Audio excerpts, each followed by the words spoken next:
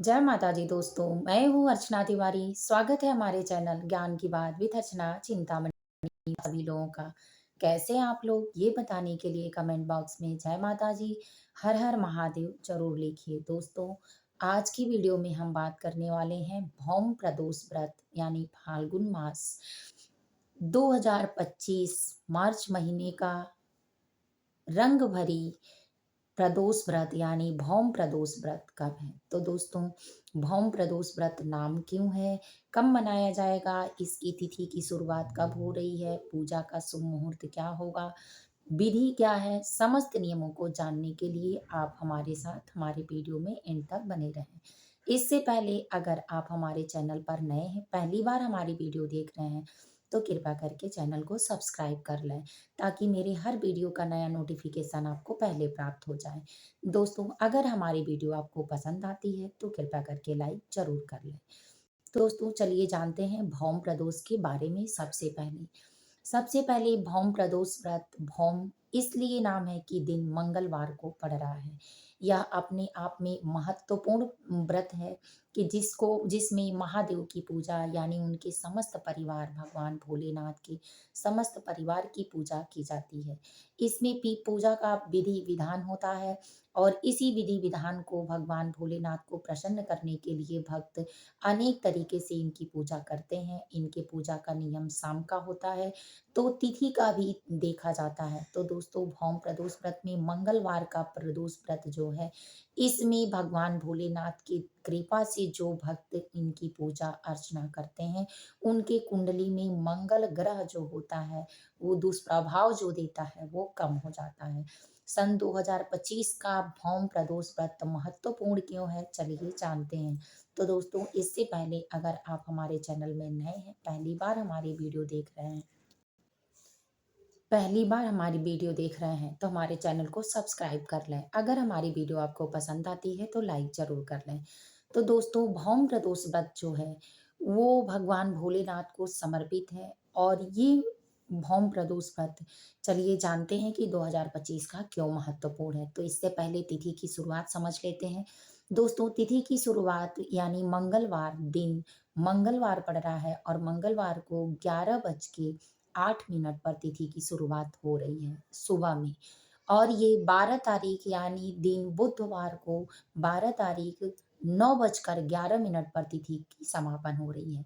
ऐसे में प्रदोष व्रत और महाशिवरात्रि का व्रत का जो पूजा होता है, वो उसका विधान शाम के समय ज़्यादा होता है। दोस्तों, शिवरात्रि में तो पूरा दिन मान्य होता है, उदया तिथि ही सही होती है, लेकिन प्रदोष व्रत में शाम का पूजा महत्वपूर्ण होता है भगवान भोलेनाथ का। इसीलिए जो पहले दिन पड़ता है जिसमें शाम के समय की पूजा मिलती है, इसीलिए अपने सनातन धर्म संस्कृति के अनुसार 11 तारीख यानी दिन मंगलवार को ही भौम प्रदोष व्रत मनाया जाएगा। तो दोस्तों, इसकी पूजा की विधि चलिए जानते हैं। सबसे पहले सुबह सुबह नित्य क्रियाकर्म करने के बाद स्नान करना है, स्वच्छ कपड़े पहनने हैं। याद रखें कि आपको सूर्योदय से पहले उठना चाहिए।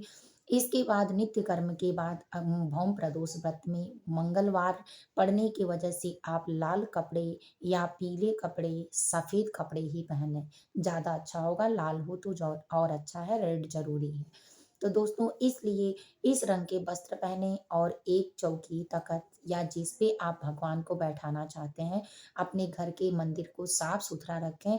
इसके बाद आप उनकी प्रतिमा यानी भगवान भोलेनाथ की प्रतिमा, अगर आप शिवलिंग बनाते हैं या पार्थिव बनाते हैं तो किसी थाली में या परात में रखें जो बड़े बर्तन हो। नहीं बनाते हैं, प्रतिमा को रखकर उनकी समस्त पूजन सामग्री को चंदन, लाल धूप, दीप, केसर केसर ठंडा चंदन, गरम चंदन, रोली इत्यादि। रोली में याद है कि शीतल रोली हो, लाल रोली ना हो जो महादेव को पसंद नहीं है।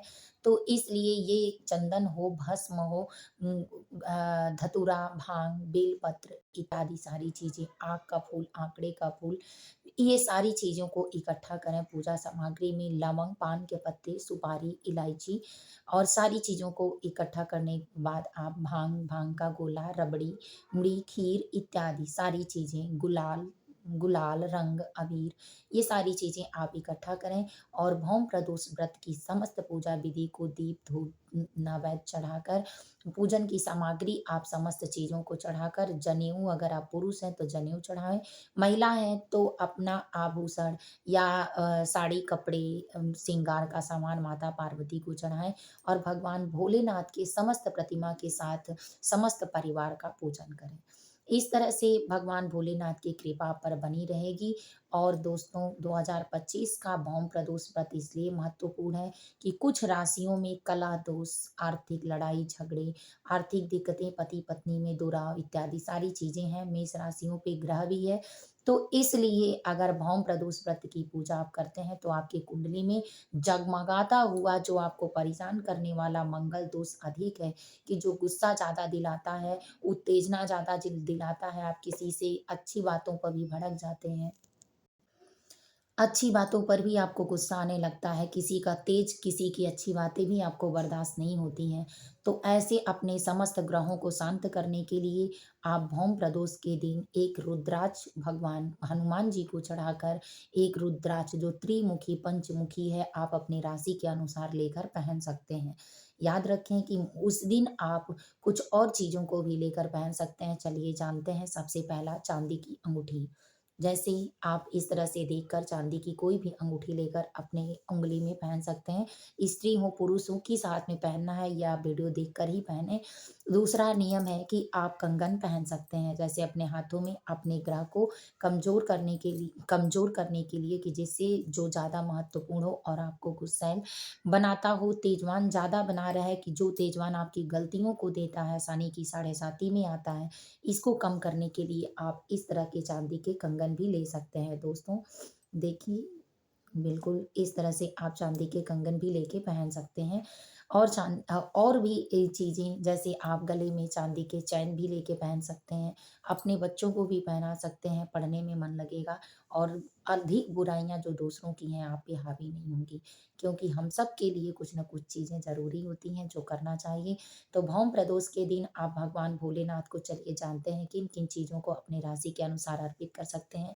अगर आप मेष राशि के हैं तो आप पंचामृत से स्नान कराएँ भगवान भोलेनाथ को और उनके समस्त परिवार का पूजन करके आप प्रणाम करके अपनी गलतियों का क्षमा याचना माँगे। अगर आप मिथुन राशि के हैं तो आप गाय को चारा खिलाएँ और भगवान भोलेनाथ को खीर का भोग लगाएँ। अगर आप कन्या राशि के हैं तो आप लाल मूँग की, मसूर की दाल चढ़ाएँ। अगर आप कुंभ और मकर राशि के हैं तो काला तिल, सरसों का तेल चढ़ाएँ।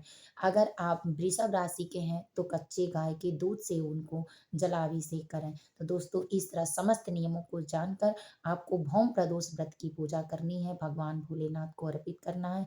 रुद्राक्ष अगर आप चढ़ाकर उनको अपने गले में धारण करते हैं, तो आप अनेक गलतियों से, अनेक कारणों से बच जाएँगे। सम्मान, मान-सम्मान, आर्थिक तंगी से छुटकारा आपको मिलेगा और परेशानियाँ आपकी दूर होंगी। भगवान भोलेनाथ के साथ हनुमान जी की भी कृपा प्राप्त होगी और उस दिन चढ़ाने से और करने से मंगल ग्रह भी आपका खुश होगा कि जिससे आपको सताएगा नहीं। कुंडली में एक ग्रह भी अगर कोई बढ़ जाता है, तो इससे आपको साढ़े साती का साया घेरने लगता है, आपका ग्रह चक्र खराब हो जाता है।